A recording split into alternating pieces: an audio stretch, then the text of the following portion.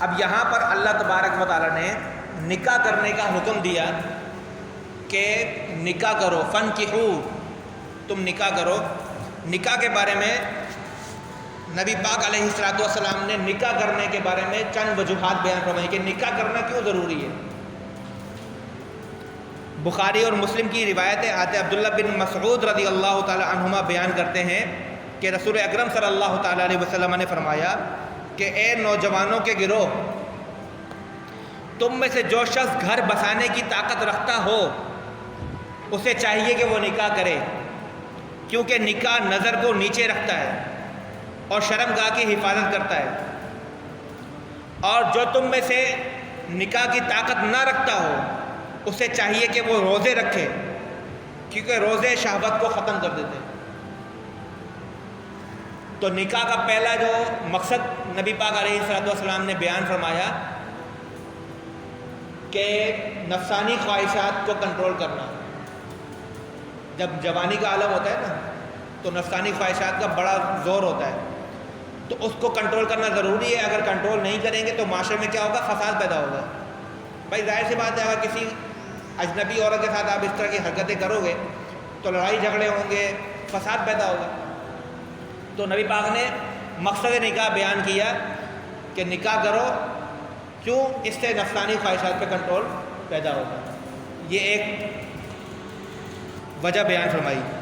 دوسری وجہ سنیں، ابن ماجہ کی روایت ہے، حضرت عائشہ صدیقہ رضی اللہ تعالی عنہما راویہ ہیں، رسول اللہ صلی اللہ تعالی علیہ وسلم نے فرمایا کہ نکاح میری سنت ہے، جس نے میری سنت پر عمل نہیں کیا وہ میرے طریقے پر نہیں ہے۔ نکاح کرو کیونکہ تمہاری وجہ سے میری امت دوسری امتوں سے زیادہ ہوگی، اور جس کے پاس نکاح کی طاقت نہ ہو وہ روزے رکھے، کیونکہ روزے اس کی شہوت کو کم کر دیں گے۔ اب اس حدیث میں دوسری وجہ بیان ہوئی، نکاح کرنے کی دوسری وجہ کیا ہے؟ امت کی کثرت، یعنی نکاح کا مقصد کیا ہے؟ اولاد کا حصول، زیادتی، امت کا اضافہ، تاکہ نبی پاک علیہ السلام بروز حشر اپنی امت پہ فخر فرمائیں گے کہ میری امت کی تعداد اتنی زیادہ ہے کہ پچھلے ساری امتیں مل جائیں تو بھی میری امت سے کم ہے۔ تو یہ جو مقصد ہے، نکاح ان دو مقاصد کے لیے کیا جاتا ہے، ایک اپنی نظر کی حفاظت کے لیے، نفسانی خواہشات سے بچنے کے لیے، اور دوسرا کیا؟ اولاد کے حصول کے لیے۔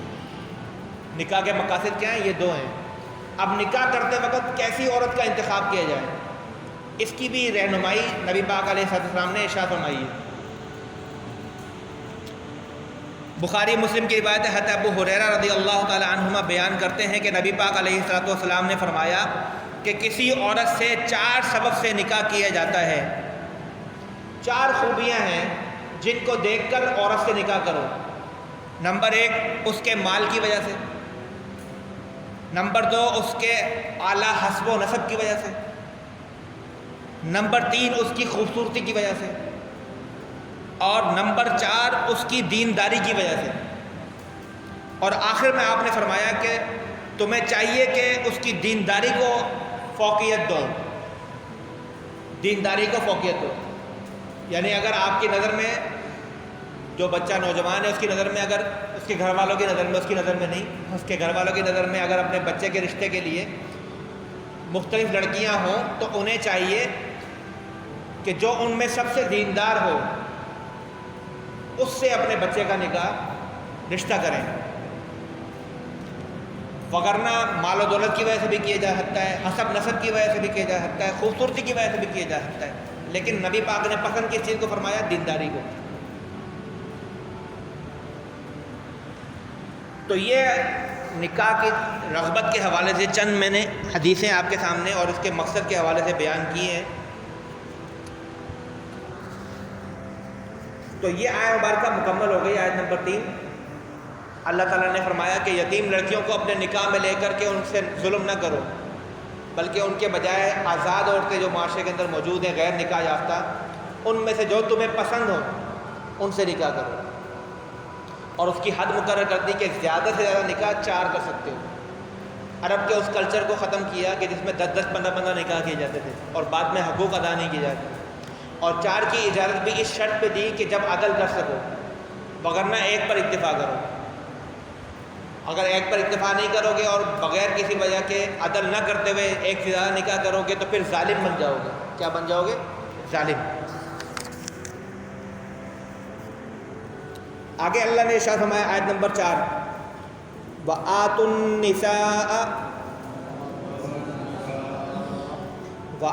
النِّسَاءَ صَدُقَاتِهِنَّ نِحْلَةً فَإِن طِبْنَ لَكُمْ عَن شَيْءٍ مِّنْهُ نَفْسًا فَكُلُوهُ ہنیئا مریئا۔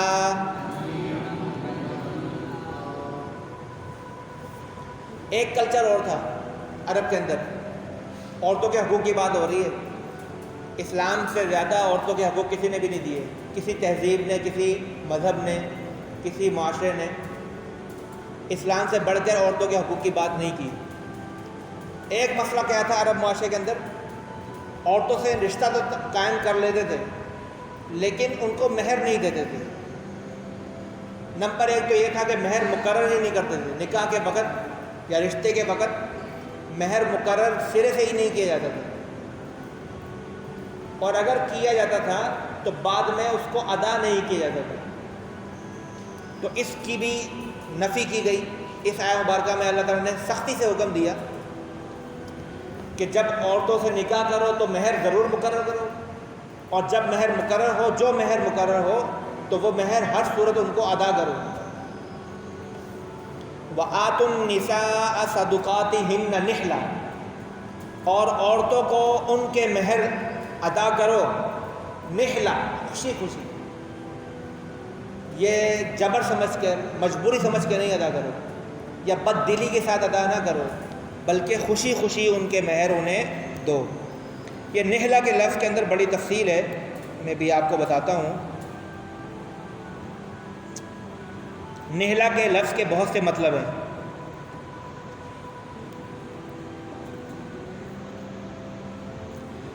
نحلہ کا ایک مطلب یہ ہے شریعت۔ نحلہ کا مطلب کیا ہے؟ شریعت اور فریضہ۔ اگر یہ مطلب مراد لیا جائے تو مطلب آیت کا یہ معنی ہوگا کہ عورتوں کو ان کے مہر از روئے شریعت اور بطور فرض ہونے کے ادا کرو۔ مہر کو فرض سمجھ کر ادا کرو، اور جتنا شریعت نے مقرر کیا ہے اتنا مہر ادا کرو۔ اور نحلہ کے لفظ کا ایک مطلب یہ ہے کہ ہبہ، تحفہ، عطیہ۔ اگر یہ معنی مراد لیا جائے تو اس کا مطلب یہ ہوا کہ یہ مہر جو مقرر کیا گیا ہے نکاح کے اندر، یہ اللہ تعالیٰ کی طرف سے عورت کے لیے ایک تحفہ ہے۔ عورت کے لیے کیا ہے؟ تحفہ ہے۔ اور نحلہ کا ایک مطلب کیا ہے؟ خوشی خوشی، کسی کام کو خوشی خوشی کرنا۔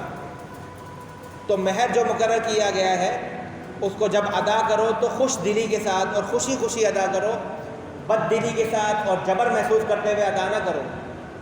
بھائی مہر اتنا ہی مقرر کرو جتنا آسانی سے دے سکو۔ دنیا کو دکھانے کے لیے لاکھوں روپے، کروڑوں کے زیورات مہر میں مت رکھو جو بعد میں ادا نہ کر سکو۔ نیت کیا ہوتی ہے کہ دینا تو ہے نہیں، خاندان میں بلے بلے ہو جائے گی، لکھوا دو جی 50 لاکھ روپے حق میں، غیر معجل، کوئی پابندی نہیں ہے، جب دل چاہے گا تو دے دیں۔ ایسا ہی ہوتا ہے نا۔ تو یہ اگر نیت رکھی کہ دینا تو نہیں ہے، ایسے ہی بس لکھوا رہے ہیں، اور معجل تھوڑا سا رکھوا دیا 5000 روپے، 10,000 روپے، بس وہ دے دیں گے شب زفاف، اور باقی جو غیر معجل ہے وہ تو دینا ہی نہیں ہے، وہ معاف کروا لیں گے بعد میں اپنی بیوی سے، کسی طریقے سے زبردستی کر کے، زور زبردستی کر کے، دباؤ ڈال کے بعد میں معاف کروا لیں گے۔ تو زور زبردستی کر کے، مجبور کر کے عورت سے جو مہر معاف کروایا جاتا ہے، یہ ظلم ہے اور شدید گناہ ہے۔ کچھ لوگ تو زبردستی معاف کرواتے ہیں، اور کچھ لوگ جو ہے نا سامنے سے نہیں بولتے کہ مہر معاف کر دو، بلکہ اپنے رویے میں تبدیلی لا کے سسرالیوں سے تھوڑا سا انبن کر کے، تھوڑا پریشر ڈال کے، گھما پھرا کر کے عورت خود ہی سوچنے میں مجبور ہوتی ہے مسئلہ پتہ نہیں کیا ہے، شاید میں نے پیسے جو مانگے تھے مہر کے اس کی وجہ سے مسئلہ بنا ہے، تو وہ خود ہی معاف کر دیتی ہے کہ اپنا گھر بسانے کے لیے، اپنا گھر بچانے کے لیے عورت جو ہے مہر معاف کر دیتی ہے۔ تو یہ سارے ہیلے بہانے اگر مرد اس نیت سے کر رہا ہے کہ مہر سے جان چھوٹ جائے تو یہ شدید گناہ ہے، بلکہ ایک حدیث میں تو زنا کے زمرے میں آیا ہے، ایک حدیث میں یہ بھی آیا ہے کہ یہ زنا کے کھاتے میں لکھا جائے گا۔ اگر ایسی عورت، آپ نے کسی عورت سے نکاح کیا اور نیت شروع دن سے یہ ہے کہ اس کو مہر تو دوں گا ہی نہیں، بس 5-10 ہزار میں ٹرکا دوں گا، تو یہ آپ کے کھاتے میں زنا کا لکھا جا رہا ہے۔ یہ اتنی بڑی بات ہے، اس کو ہلکا نہیں لینا۔ اللہ نے فرمایا کہ وَآتُوا النِّسَاءَ صَدُقَاتِهِنَّ نِحْلًا، کہ عورتوں کو ان کے مہر خوشی خوشی ادا کرو۔